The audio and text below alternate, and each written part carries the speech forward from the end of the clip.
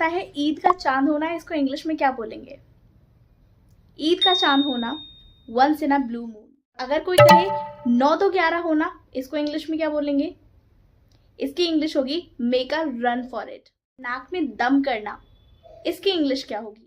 अब सोचिए, इन ऐसे ही हिंदी मुहावरों को आप अपनी इंग्लिश के एक्सप्रेशंस में बोलना सीख जाए, आपकी इंग्लिश कितनी स्मार्ट और नेचुरल लगेगी, राइट? आज की वीडियो में मैं आपको ऐसे ही 15 सुपर कॉमन हिंदी के मुहावरे और उनकी इंग्लिश बताने वाली हूँ, जिनका यूज आपको रोज कॉन्वर्सेशन में सुनने और बोलने को मिलेगा। सबसे इंटरेस्टिंग बात, मैं आपको सिर्फ मीनिंग्स नहीं बताऊंगी, हर एक मुहावरे के साथ मैं आपको एक रियल लाइफ एग्जाम्पल भी दूंगी, आप इन्हें अपनी कॉन्वर्सेशन में एक्चुअली यूज कर सकते। Hi everyone, I'm Pooja, an English and soft skills trainer. Welcome back to my channel Language Success. अगर आप अपनी इंग्लिश को टेक्स्ट बुक नहीं, एक्सप्रेसिव एंड नेचुरल बनाना चाहते हैं, then this video is going to help you. Let's get started. Idiom number 1, Eid का चांद होना। जब आपको कोई इंसान बहुत दिनों बाद दिखाई देता है, तब आप उसको हिंदी में बोलते हैं आप तो ईद का चांद हो गए। पर इसको इंग्लिश में कैसे बोलना है?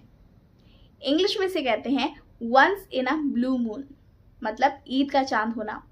Once in a blue moon example है तुम तो ईद का चांद हो गए।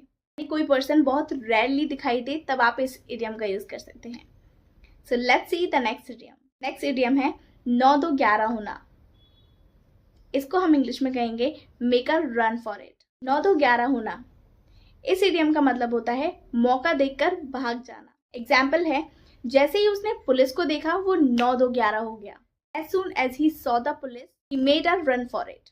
लेकिन अगर आप कोई भागने की जगह आपको बहुत परेशान कर रहा है, इसके लिए एक और एक्सप्रेशन है। नेक्स्ट इडियम वी हैव नाक में दम करना। इस इडियम का मतलब होता है किसी को बहुत ज्यादा परेशान कर देना। एग्जाम्पल देखते हैं, मेरा छोटा भाई मेरी नाक में दम कर रहा है। इसकी इंग्लिश होगी my little brother is driving me up the wall. Next idiom है आंखों का तारा होना। आंखों का तारा होना, इसका मतलब है कोई आपका बहुत ज्यादा प्यारा होना। इसकी इंग्लिश होगी एप्पल ऑफ समवन्स आई। उसकी बेटी उसकी आंखों का तारा है। इसको इंग्लिश में कहेंगे her daughter is the apple of her eye. ये एक्सप्रेशन खासकर फैमिली कॉन्वर्सेशन में ब्यूटीफुली यूज होते हैं। नेक्स्ट एक्सप्रेशन है दांत खट्टे होना। इसकी इंग्लिश होगी टीच समवन लेसन। इसका मतलब है किसी को ऐसा जवाब देना कि वैसा करने की दोबारा हिम्मत ना करे। नेक्स्ट इडियम है रंगे हाथ पकड़ना। इसको हम इंग्लिश में कहेंगे कॉट रेड हैंडेड, मतलब रंगे हाथ पकड़ना, कॉट रेड हैंडेड। इसको हम तब यूज करते हैं जब कोई इंसान गलत काम करते हुए तुरंत पकड़ा जाता है। एग्जाम्पल है वह पैसे चुराते हुए रंगे हाथ पकड़ा गया। He was caught red handed stealing money. Next expression है आसमान सर पर उठाना। इसको इंग्लिश में कहेंगे raise the roof. Raise the roof मुहावरे का मतलब होता है बहुत ज्यादा शोर मचाना या फिर हंगामा करना। बच्चों ने पार्टी में आसमान सर पर उठा लिया। The kids were raising the roof at the party.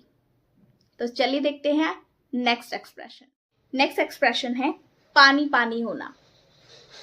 इसको इंग्लिश में बोलेंगे बी मॉर्टिफाइड। इस एक्सप्रेशन का मतलब होता है बहुत ज्यादा शर्मिंदा होना। एग्जाम्पल है अपनी गलती का पता चलने पर मैं पानी पानी हो गया। I was absolutely mortified when I realized my mistake. Alright? पानी पानी होना मतलब बहुत ज्यादा शर्मिंदा होना। So let's see the next expression. Next is खून पसीना एक करना, मतलब बहुत ज्यादा मेहनत करना। Just like me. तो इंग्लिश में बोलेंगे work one's fingers to the bone. Next मुहावरा है हाथ पर हाथ धरे बैठना। इसका मतलब होता है कुछ ना करना, सिर्फ बैठे रहना। इसकी इंग्लिश होगी हाथ पर हाथ धरे बैठना। इसको इंग्लिश में कहेंगे seat around doing nothing. Example है हमें हाथ पे हाथ धरे नहीं बैठना चाहिए, कुछ एक्शन लेना चाहिए। We should not just sitting around and doing nothing, we should take action. Guys, अब तक आपने नोटिस किया होगा हर हिंदी मुहावरे के English translation word to word नहीं होते। यही सबसे इंपॉर्टेंट बात है, हमें इंग्लिश बोलते समय ट्रांसलेशन नहीं करना होता, कि उसका नेचुरल इंग्लिश एक्सप्रेशन ढूंढना है। अब आते हैं ऐसे सुपर कॉमन मुहावरों पर जिन्हें आप अपनी डेली कॉन्वर्सेशन में इजीली यूज कर पाएंगे। नेक्स्ट मुहावरा है पेट में चूहे कूदना। इसको इंग्लिश में कहेंगे बी स्टार्विंग। बी स्टार्विंग इस मुहावरे का मतलब होता है बहुत ज्यादा भूख लगना। मेरे पेट में चूहे कूद रहे हैं, चलो कुछ खाते हैं। I am starving, let's grab something to eat. मुहावरा है सिर पर कफन बांधना। इस मुहावरे का मतलब होता है जान की परवाह किए बिना रिस्क लेना। तो इंग्लिश में कहेंगे risk one's life, risk one's life. Next मुहावरा है चार चांद लगाना। इसका मतलब होता है किसी चीज की खूबसूरती और क्वालिटी को और बढ़ा देना। इसको इंग्लिश में कहेंगे add to the beauty. Example है फूलों ने कमरे की ब्यूटी में चार चांद लगा दिए।